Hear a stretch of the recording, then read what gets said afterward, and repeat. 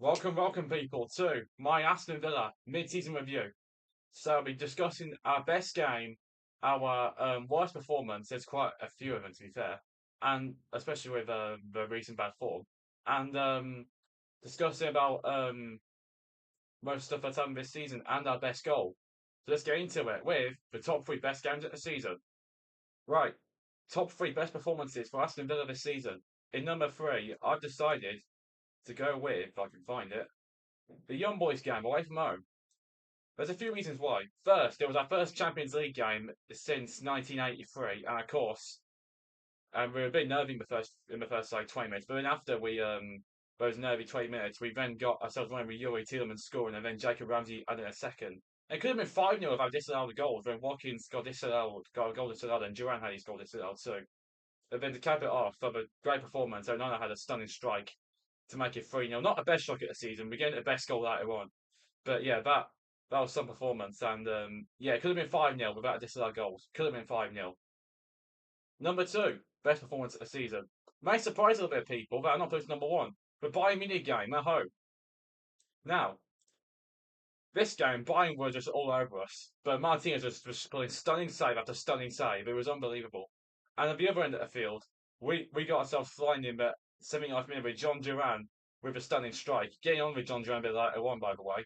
But what a stunning strike that was from Duran. Neuer was off his line. Duran, quickly thinking, went for goal and just got it in the net. Brilliant from Duran. And if you haven't seen my live reaction to it, here it is. Oh, Duran! Get in! John Duran! Come on! But yeah, that was a great performance. And that was a great night for all Villa fans. One of Villa's great nights in the Champions League. And the number one best performance, I think some people may actually like see this coming, but may surprise you.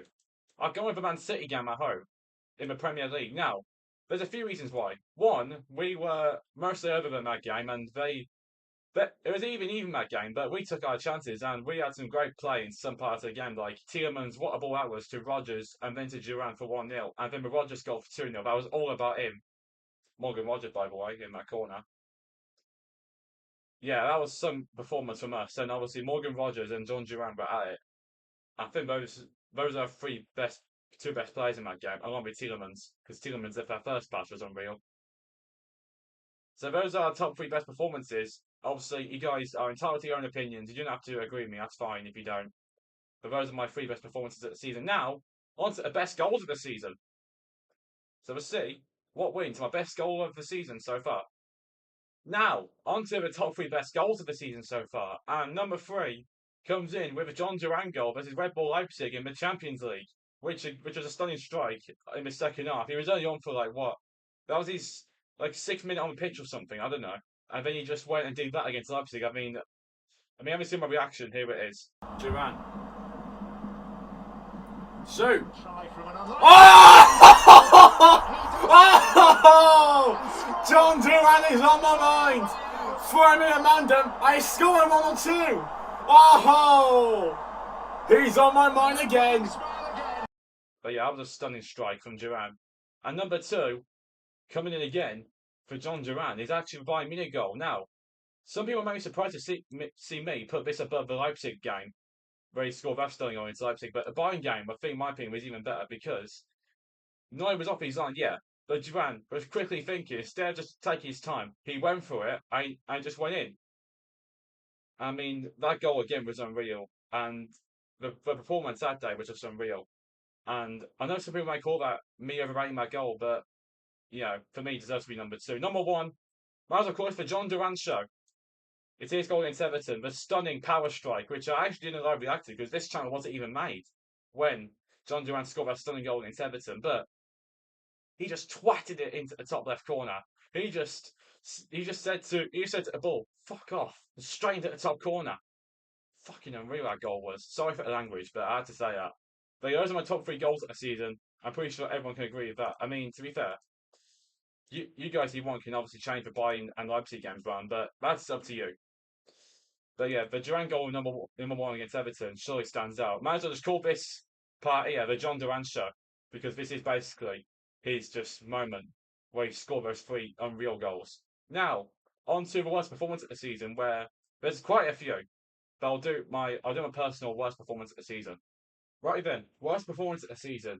Now, I'm not sure if you guys are going to agree on this because there's quite a few, but I personally myself gone with the Club Brugge game where we lost 1-0 in the Champions League, where Tara Mings thought he was playing basketball and gave away a penalty because yeah, he picked up the ball and gave it straight to Martinez. Well, Arsenal did that last season when they played was it was Bayern in the UCL quarter final and they didn't get punished for it. But this time, Tyrone Mings thought he was playing basketball, thought he was the next LeBron James, picked up the ball and gave it to Martinez, gave away a penalty, and Vatican scored it for Club Brugge. Which this game at the end, I was nearly in full rant, but the way we lost it was a joke. They had more shots than us, and we just looked toothless going forward. And there was just no passion, it looked like, for us to score that game. Like, no one putting a shot in at all, instead of passing it around, trying to create a chance instead of just having a risk and going for goal. And the subs were stupid in that game. I got my friend out to have a look at these.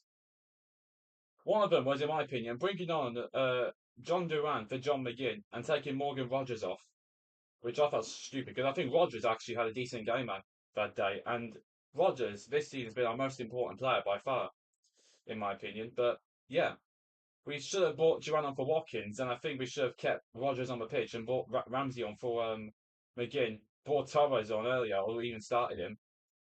But yeah, the way we lost that game was stupid, and I think most people can agree that game was the worst performance. But I'll just shout the candidates for that while we're here. I'd say a few candidates for the worst performance of the season. Newcastle, I'm not going to say that because I know I would include Newcastle, but I really don't think that should be there because after Duran was stupidly sent off, we just looked toothless going forward. So I don't want to include Newcastle again because if Duran didn't get sent off, we could have got something out of that. But you never know in football. You never know. The Chelsea game's a candidate where we lost 3-0. We just looked completely toothless all game. I mean, we had 10 shots and 4 on target, but 36% at the ball. And Martinez was injured. But it could have been 3 or 4 the way we played that game, but it was lucky to only be 3. Tottenham game second half. First half we were decent. We obviously got the lead from Morgan Rogers that game. I was going to do a watch on, but the F1 was on, so I was still on my main channel. I'll leave a link to my main channel in the description, by the way. Mostly where I put in my motorsport content and some other games on there. Then Tottenham equalised with Brennan Johnson, and then Solanke scored twice in 4 minutes, which basically killed the game off. Then Madison scored late on to make it 4-1, which I felt that was one of our worst performances. After going ahead as well, and the subs were stupid. Bring on Duran for Rogers again. Rogers should not have gone off in that game, I think, as well, personally. Because I think if Rogers stayed on and Duran came off for Watkins, that could have changed something. But yeah, the Tottenham game is yet another candidate for our worst performance of the season. Let's see if there's any others. I'd say Palace in the League Cup as well, because that game we just were toothless, and I don't know why we decided to bring Mings back in when he wasn't fully fit. And yeah, I don't know why we just did focus on the League Cup game too much. We should have started, I think, more of our starting players, and we should have taken our chances a bit more. Especially with 17 shots, we should be at least scoring a couple of goals there, at least 4 goals with 9 shots on target. But no, we go and concede 2, and we only score 1 for Duran. But yeah, those are my worst performances of the season. I think that's 4 games I put in. The Liverpool, can't speak. God damn it, sorry. The Liverpool game we played alright, but yeah, we just got unlucky with a counter attack twice when Salah and Nunes scored. Yeah, and we had 12 shots and 2 on target. So the Liverpool game we were with them, but and we had 9 corners. So yeah, we could have had a chance in that game. So I didn't want to include that because that game we actually played alright. But those are my top 4 worst performances of the season. Let me know what you guys think. On to the next part. Right, now, I'd like to talk about this. The John Duran stupid red card I was giving against Newcastle. I'm sorry if I'm going to get a bit angry here, but I know it's been a week after, but I'm still a bit mad about it. But, see here, Duran. Look, he's sorry to share. Like, why people think he's doing deliberately. And also, he got kicked first. I'm not going to show the first one, but he got kicked first in the groin by Share. So, I personally think yellow card for Duran and red card for Share personally, but I know but it's okay to see what you guys think in the comments. And also, let me just get something else up because I know that was stupid. And yeah, the fact that he got another fine by the FA for kicking a water bottle. Like game's gone, freaking game's gone. Like you see someone else doing that, and that's okay. But look at this. This is the definition of inconsistency here. Joao Pedro against Brentford a couple of days ago. Let me go in here actually.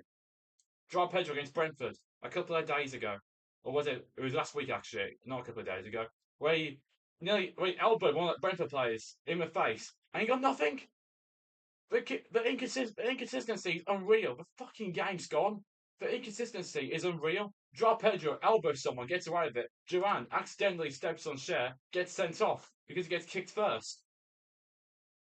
I don't get it. I honestly don't. And we got that Prime Video commentators defending Anthony Taylor's decision, where Anthony Taylor's a stupid referee, and he should never have refereed that game. If I was refereeing that game, I would have given them both a yellow, or obviously send Cher off. But I feel that'd be too harsh now, so I'd probably just give them both a yellow card and just say, "Do it again, you're off." But yeah, the inconsistency is crazy, man. The fucking game's gone, and VAR not getting involved, and VAR saying this is not a red, not sorry, this is a red, and this is not. It's stupid. Like VAR must be on something. I tell you now, the game's gone, and I said that a million times now. Game's gone, and yeah, and you saw on my watch on guys, I had a massive rant about this, and the Prime Video commentators defending Anthony Taylor's decision was stupid. But at least some people have common sense. Like I think it was BBC and Match of the Day. They said that Duran was unlucky, and that is true. Duran was very unlucky in that aspect. And then what was it? I don't know. Unai Emery had a massive rant in the press conference saying that for VAR, I want beer. I can't do Unai Emery's accent. I apologise if I can't. But he said that, I think. And yeah, he had a massive rant, and I don't blame him. I really don't blame him. But yeah, let me go. What do you guys think of this? Because I think this is just stupid inconsistency from the referees. And if Anthony Taylor's repping both, I bet you they both get sent off. But yeah, the inconsistency is just crazy, honestly. And the fact we got a few decisions against us this season, like go back to the Juventus game where the keeper missed the ball. Carlos made contact with him, but it wasn't big. It wasn't good enough for a foul. Rogers put it in the net, and he was disallowed. And we didn't know it was a goal or not. And spoiler, I was actually at that game as well. And yeah, I was going to do a vlog, so I apologise if I didn't, but I just couldn't be bothered. But yeah, when next go to Villa, I promise I'll try and do a vlog, a match day vlog. But yeah, I don't know about this. I really don't. Like, the inconsistency is unreal. I just said that. I've said that like a million times now, and I really shouldn't say it again because I sincerely apologise. Fuck me, I might have an aneurysm about that in a minute.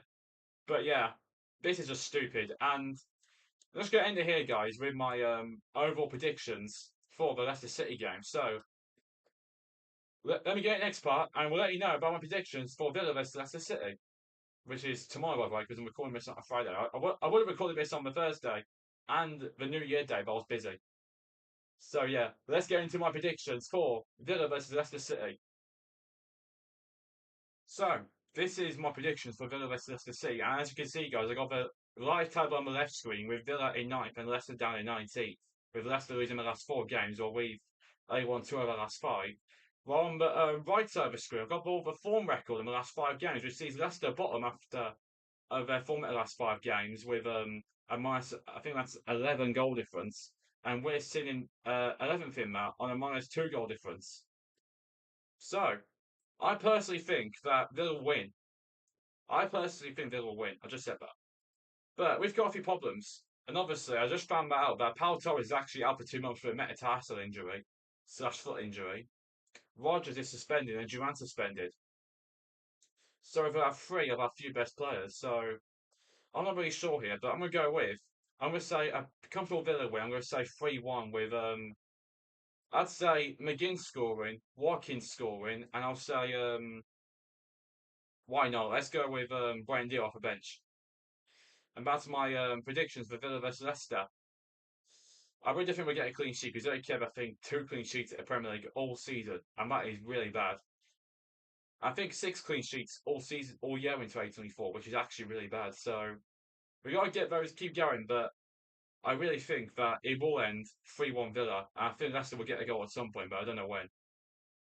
But anyway, guys, that's it for my Villa mid-season review. And I'll also add that moment where I was talking about the Duran red card, I should have put that hashtag I stand with John Duran because I really do with him on that situation. But anyway, guys, I'll end it all here. Thanks for watching. Smash the like button. Subscribe if anyone is new. It's totally if you signed in. Obviously, you don't have to subscribe. And turn on notification bell so you don't miss any future videos slash streams coming up. And I'll see you all in the next watch along. Hope you all have a great day.